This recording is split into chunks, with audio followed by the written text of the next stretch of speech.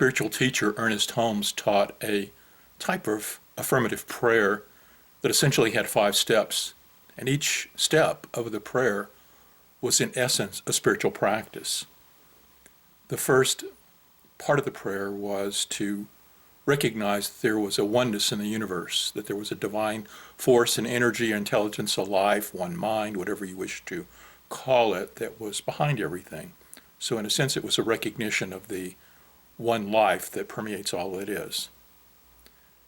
The second step was to recognize that that's part of you, that you are not excluded from that oneness.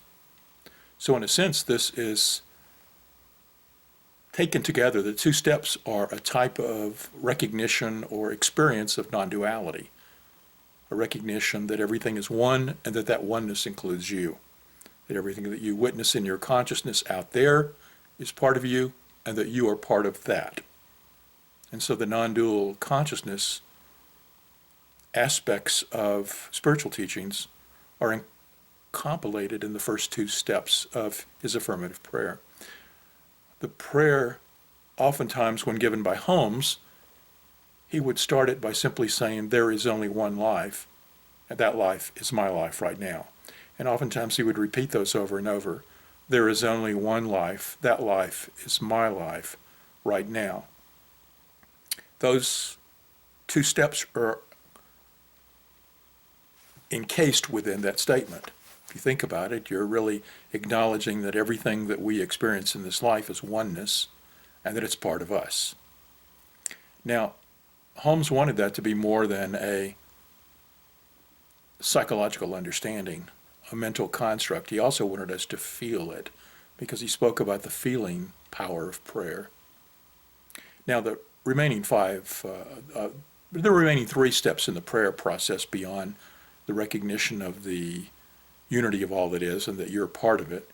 The next was what we might call positive affirmations, a recognition of the truth of all the universe at the highest level. We would state that truth. So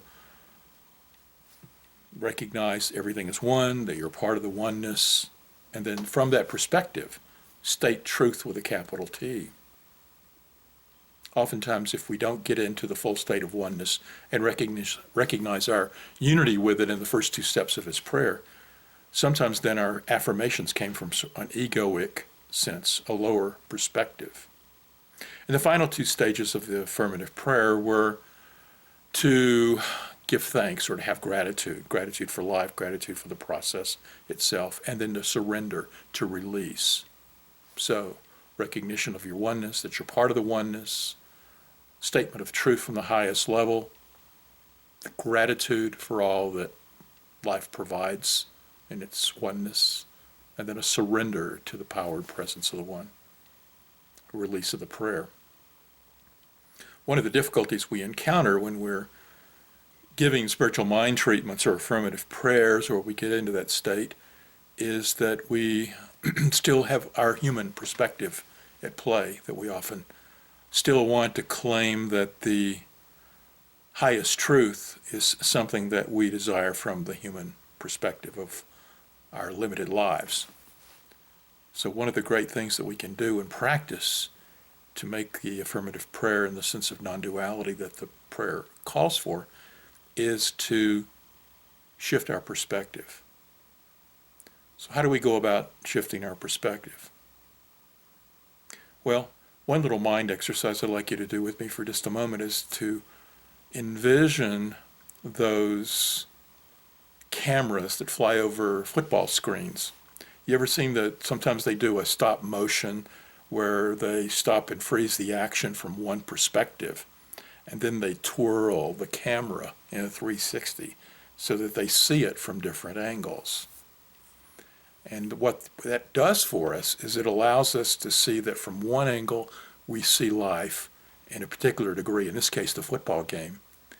But when we shift it, we can see things differently based on different perspectives on the field.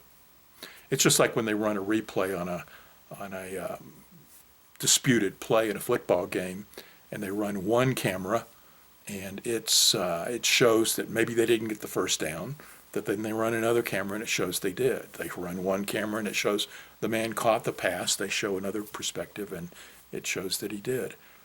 When we look at things from different perspectives, we can see various relative truths. But we need to get outside of our own perspective to see the higher truth. So when you're in this mind exercise, I'd like you to envision that not only do you have your individual perspective, your sight and sound and the absorption of life from the perspective of your own angle of looking at things, but that everyone else has their perspective as well. And somehow or another we have to be that camera that's floating over, that lifts around and shifts us between the different perspectives of different people. And for example, imagine a car accident, and different people are then asked about what happened. Well, every person saw it from a different angle and gave a slightly different story. Hopefully by looking at all the perspectives, whoever is investigating the accident can come to what is the greatest truth, the real truth in that particular instance. But they're still limited by the perspectives of the individuals. Any kind of event that goes on in the world of form, we tend to look at it from our individual perspective, and then we take in the perspectives of others if we're wise enough.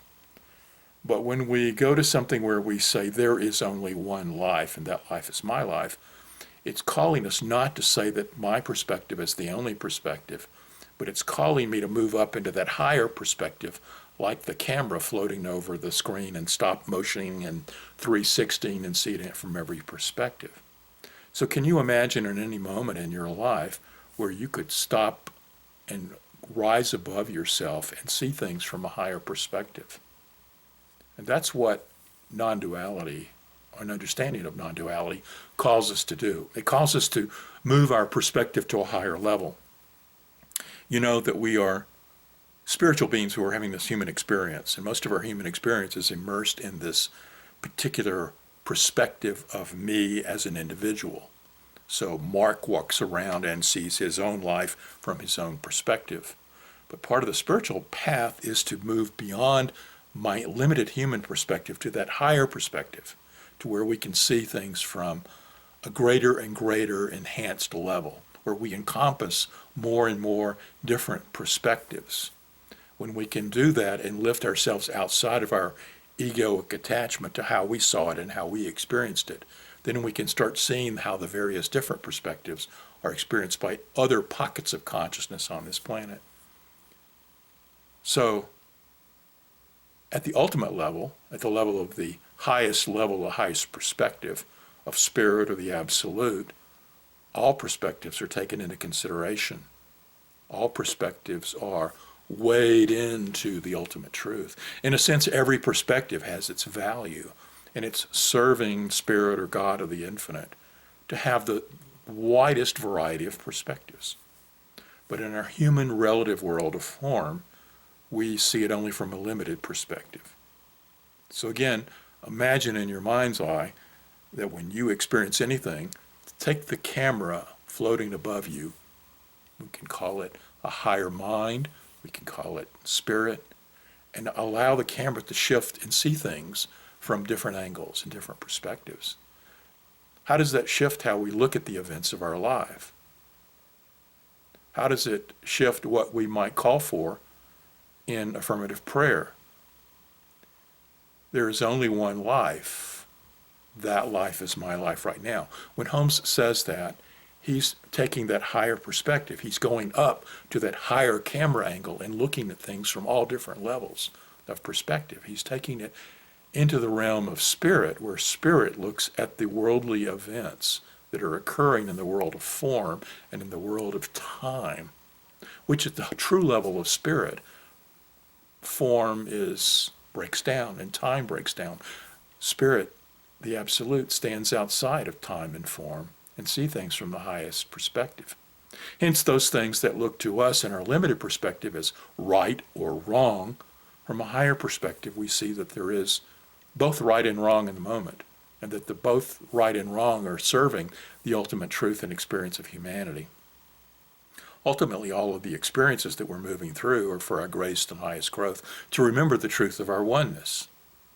And so as long as we stay limited in our own perspective of life, then we don't move to the higher perspectives and see how everything is playing out for a divine pattern, moving us back to remembrance of the truth of oneness. Ultimately, everything in this play of life, Lila, is something that is moving us to oneness. But can we see that?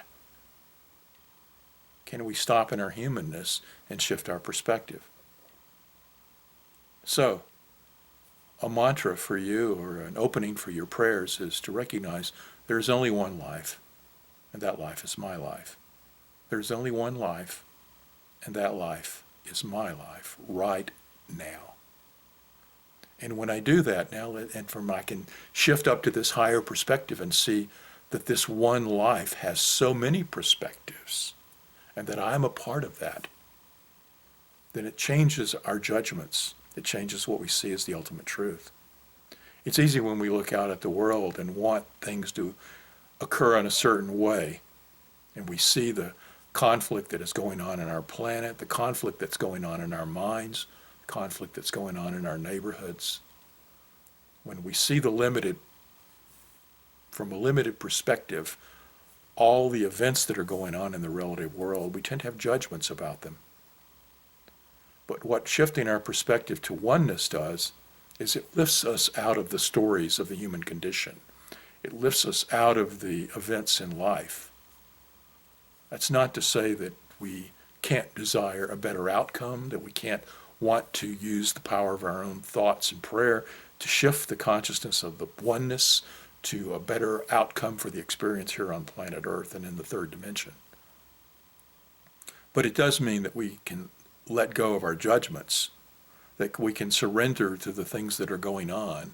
We can move beyond the other pockets of consciousness who are seeing things from their limited perspective and making decisions and actions from that perspective. So each and every one of us is called in a state of non-dual oneness to move upwards, to see life from a higher and greater perspective. So as you go through your life each day, ask yourself, where am I limiting my perspective? Where am I limited only from how I can see the events? If I could step outside of time, and I could step outside of the world of form and all of this play that we're experiencing, what is the greatest and highest truth? It's ultimately about love and oneness and remembering our truth, letting go of things that are less than our greatest truth. It's not about limited, get what I want or what I desire thinking, but it's about moving to the higher perspective of knowing what's the greatest truth for all that is. So where in your life are you limiting yourself right now? Where are you affirming and desiring things that are simply for a limited perspective, a limited aspect of truth? And where in your life can you shift your perspective to a non-duality, a non-dual reality, recognition, realization? Ultimately, the sense of self-realization that is often spoken about in spiritual terms is about self with a capital S, recognizing the great spirit of oneness, capital S self, is embedded in everything that exists. And to realize that at the deepest level of our soul, if we can move to a state of self-realization, realizing the oneness, then we can change our perspective and desires and our intentions for our lives and the life of our collective one. So, remember that this life that we're experiencing is our life. That there is only one life, and it's our life right now.